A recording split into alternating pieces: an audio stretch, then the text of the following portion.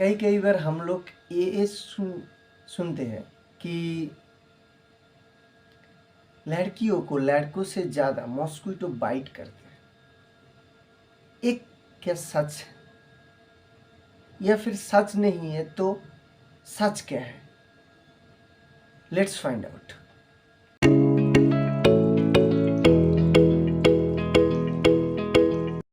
Welcome back everyone. आज हम लोग जो डिस्कस करने जा रहे हैं वो है periodic table chapter. Okay, periodic table chapter में हम लोग periodic table, modern periodic table discuss करेंगे,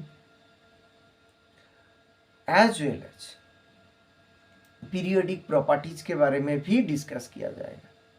okay, so without wasting time let's see. Okay, पहले डोबिनर्स आया था जो बोला था कि एलिमेंट्स को based on their atomic mass arrange किया जाए। बीच का जो एलिमेंट होगा उसका एटॉमिक मास बाकी दो एलिमेंट का एटॉमिक मास से एवरेज होगा। वो नहीं सक्सेसफुल हुआ। बाद में आया न्यूलैंड क्या बोला? न्यूलैंड ने बोला कि हर 8th एलिमेंट में प्रॉपर्टी रिपीटिशन होगा अगर एलिमेंट को एटॉमिक मास के बेसिस पे अरेंज किया जाए, लेकिन वो भी नहीं सक्सेसफुल हुआ। देन आया मेंडलीफ ने बोला पीरियोडिक प्रॉपर्टीज और properties of the elements depend on their atomic mass.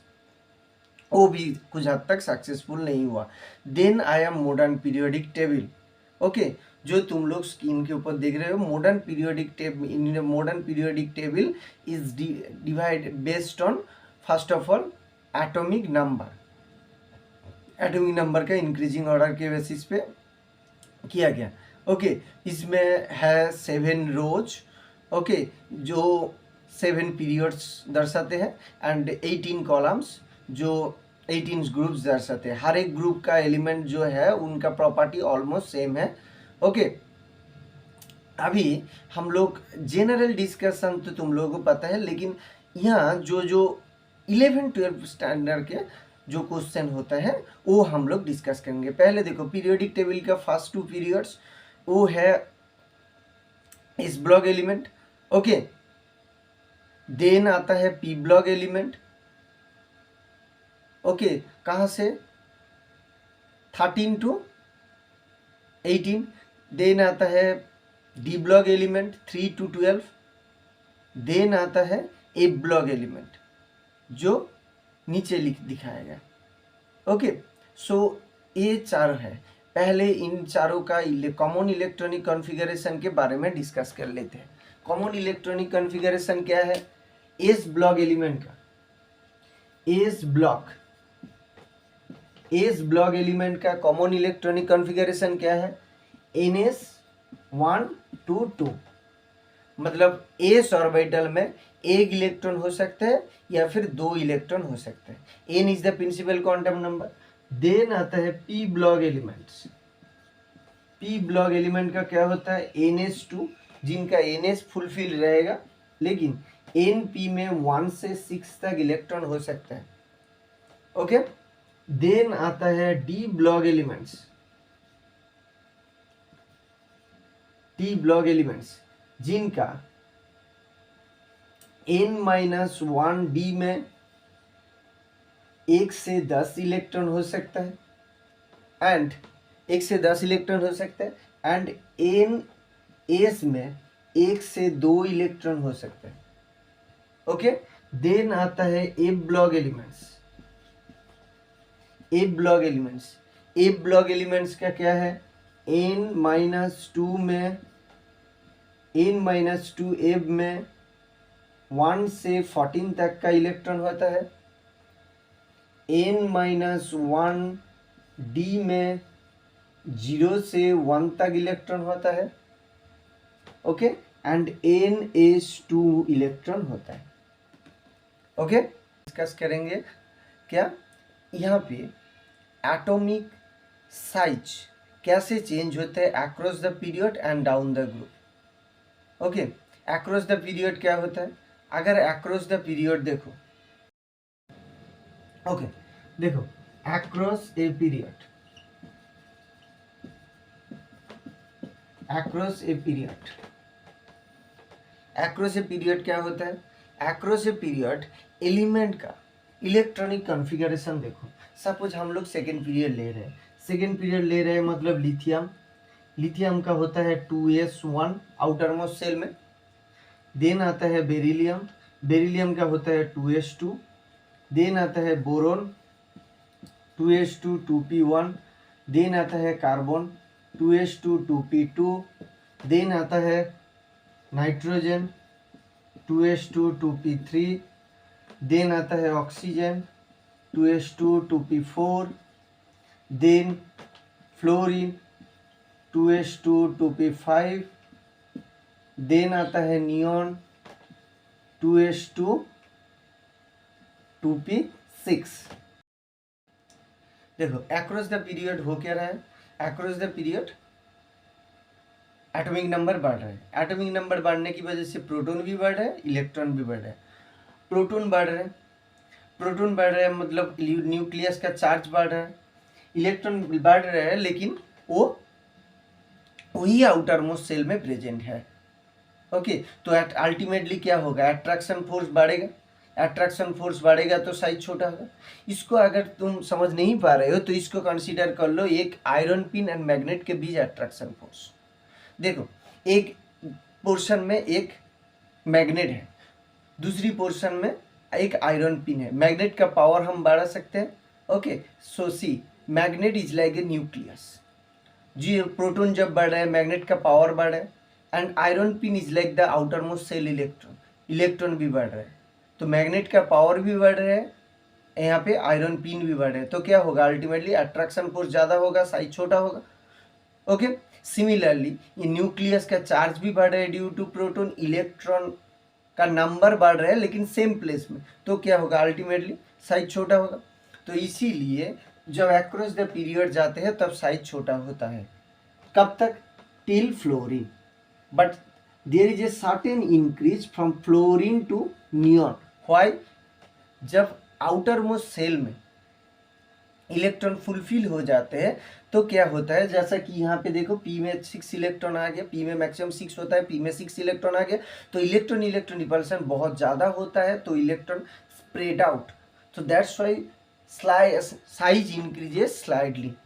Okay then आते हैं down a group. Okay down a group अगर हम लोग फर्स्ट ग्रुप भी कंसीडर कर ले, down a group, down a group अगर हम फर्स्ट ग्रुप भी कंसीडर कर ले, फर्स्ट ग्रुप में है क्या? फर्स्ट ग्रुप में है हाइड्रोजन जिसका इलेक्ट्रॉनिक कॉन्फ़िगरेशन है 1s1। ओके देन है लिथियम जिसका है 2s1। देन है सोडियम जिसका आउटर मोस्ट सेल का है 3s1।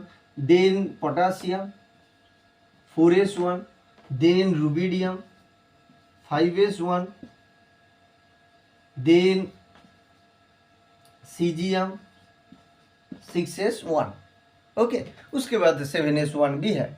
देखो अगर तुम ग्राफ देख रहे हो तो ग्राफ में देखो साइज पहले शार्प इंक्रीज हो रहा है, बाद में स्लो इंक्रीज हो रहा है। इसको समझने के लिए पहले हम लोग को क्या समझना पड़ेगा? पहले समझना पड़ेगा स्किनिंग इफेक्ट और शील्डिंग इफेक्ट बोल के एक टर्म है, वो है क्या? देखो सपोज एक एलिमेंट है, अगर हम बोर मॉडल के ऊपर भी दिखाए, एक एलिमेंट है, एलिमेंट का फर्स्ट सेल में सपोज कर मान लो कि 2 इलेक्ट्रॉन है, सेकेंड सेल में 1 इलेक्ट्रॉन है। ओके तो जब न्यूक्लियस से सेकेंड सेल का इलेक्ट्रॉन को अट्रैक्ट करना चाहेगा तो फर्स्ट सेल का जो 2 इलेक्ट्रॉन पहले से बैठा है वो क्या करेगा? Work as a screen and decreases the attraction force.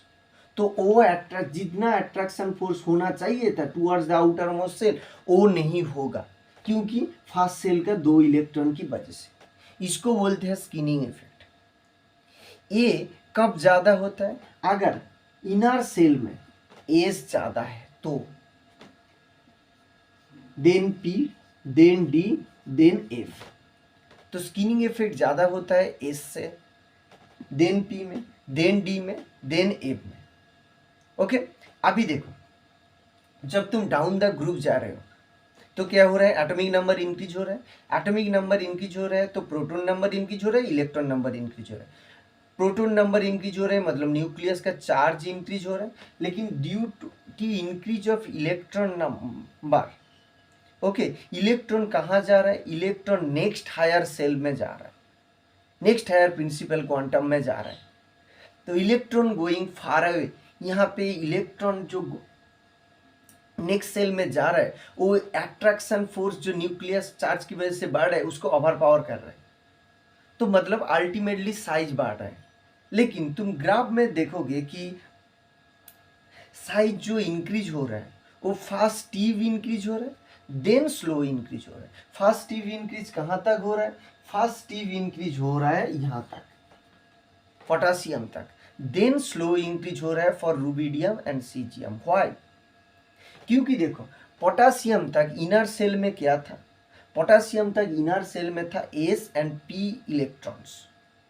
S and P electron का सील्डिंग इफेक्ट ज़्यादा था। सील्डिंग इफेक्ट का ज़्यादा होने की वजह से उनका attraction force towards outer most shell अच्छा नहीं था, तो इसीलिए साइज शार्पली इंक्रीज हो रहा था। लेकिन बाद में जब रूबिडियम में गया, रूबिडियम में इनर सेल में क्या है, ऑलरेडी डी में 10 इलेक्ट्रॉन आ चुका है, 3D में 10 इलेक्ट्रॉन आ चुका है, रूबिडियम में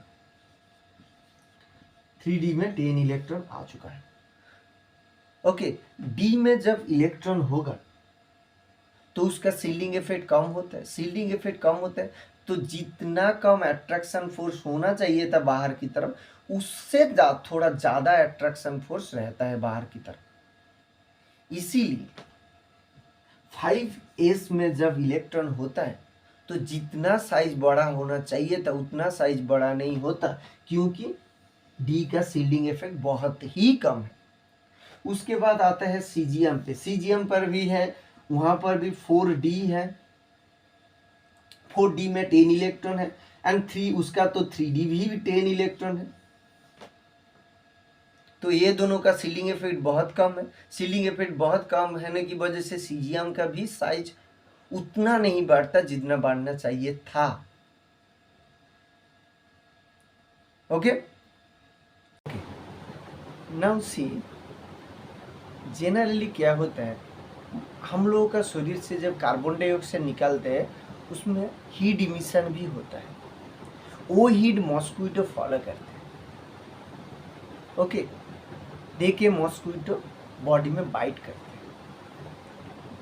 हैं। जो ज़्यादा कार्बन डाइऑक्साइड निकालते हैं मॉस्क्विटो का बाइट करने का चांसेस उनके लिए ज़्यादा होता है। Generally man have larger size body size than women, so that's why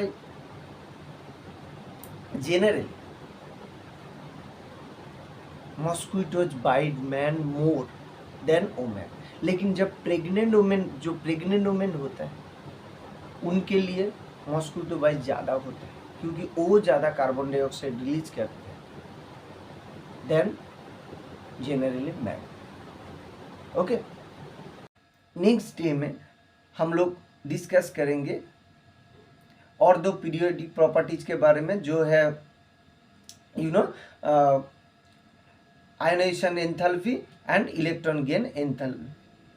okay, मिलते हैं नेक्स्ट वीडियो पर। अगर वीडियो अच्छा लगे तो like, comment and share. Thank you.